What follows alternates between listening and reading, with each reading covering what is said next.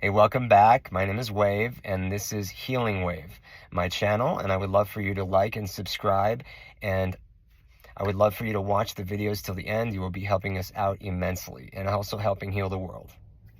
Today, I want to talk about distractions. Now, distractions are different for everyone, right? We all have our own different distractions, right? And like anything else, there's a positive and a negative. There's an up and a down, a pro and a con, right? So distractions are not always bad, right?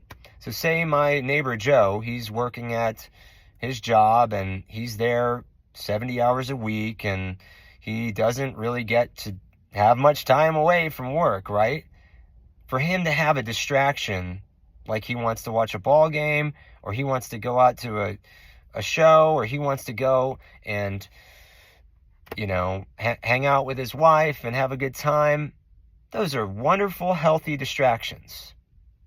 So back into finding the inner compass, knowing ourselves, knowing thyself, we find along the way, if we stay disciplined enough and we open up, we find along the way the things that work for us, the things that don't work for us, the things that we're naturally good at, the things we're not naturally good at.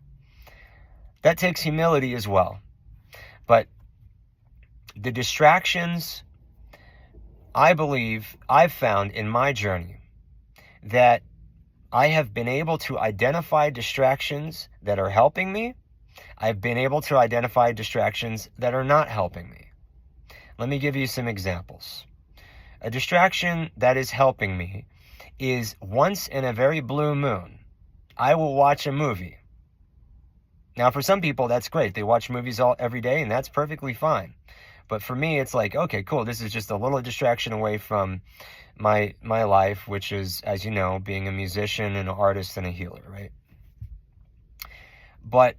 So that's a good distraction. But for me, a bad distraction would be like, okay, I'm going to just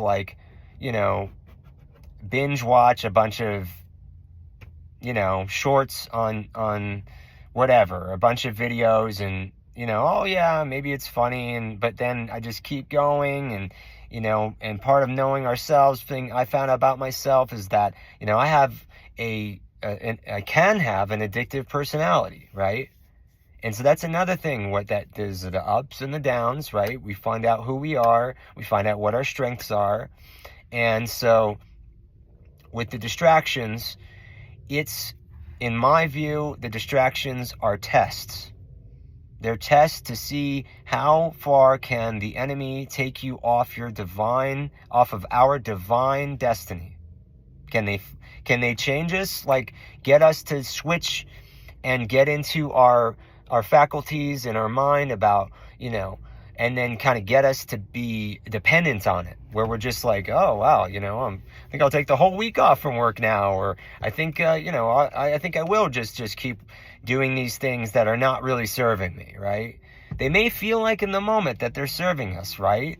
And maybe they are. Maybe they play a certain role, right?